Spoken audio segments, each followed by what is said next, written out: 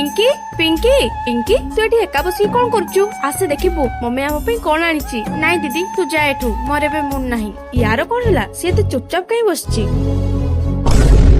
ପିଙ୍କି ତୁ କାନ୍ଦୁଛୁ କଣ ହେଇଛି ତୋର, ସତ କହ। ଓହୋ ଦିଦି ତୁ ଗଲୁ ଏଠୁ, ତତେ କହିଲି ପରା।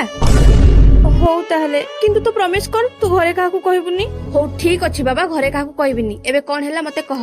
ଦିଦି ମୁଁ ଗୋଟେ ପୁଅକୁ ବହୁତ ଭଲ ପାଉଥିଲି, କିନ୍ତୁ ସିଏ ବି ମତେ ଧୋକା ଦେଇ ଆଉ ଗୋଟେ ଝିଅକୁ ଭଲ ପାଉଛି। କଣ ପାଇଁ ଦିଦି? ମୁଁ କଣ ଭଲ ଝିଅ ନୁହଁ? ଆଉ ମୁଁ ଯଦି ଭଲ ଝିଅ ହେଇଥାନ୍ତି ତାହେଲେ ସିଏ ମତେ କାଇଁ ଛାଡିଥାନ୍ତା? ଫାଷ୍ଟ ତ ତୁ ଏମିତି ଭାବିବା ବନ୍ଦ କର। ଏଠି ତୁ ଖରାପ ନୁହଁ, ସେ ପୁଅ ଖରାପ। କାରଣ ସିଏ କେବେ ତତେ ଭଲ ହିଁ ପାଇନଥିଲା, କେବଳ ତା ସ୍ୱାର୍ଥ ପାଇଁ ତତେ ୟୁଜ କରୁଥିଲା। ଆଜିକାଲି ପୁଅ ଝିଅଙ୍କର ଏଇଟା ଆଦତ ହେଇଗଲାଣି। ଡ୍ରେସ ଚେଞ୍ଜ କଲା ଭଳି ଆଜି ତାକୁ କାଲି ତାକୁ ପହରଦିନ ଆଉ କାହା ପଛରେ ପଡିଥିବେ। ଆଉ ଏଇ କିଛି ପୁଅ ଝିଅଙ୍କ ପାଇଁ ଭଲ ପାଇବା ଉପରୁ ଭରସା ଉଠିଗଲାଣି। ଛାଡ, ଭଲ ହେଲା ସିଏ ତ ଲାଇଫ ରୁ ପଳେଇଛି। କାରଣ ତୁ ଗୋଟେ ହୀରା, ଆଉ ହୀରା କେବେ ବି ଅଙ୍ଗାରକୁ ଶୋଭା ପାଏନି। ଏବେ ବୁଝିପାରିଲୁ?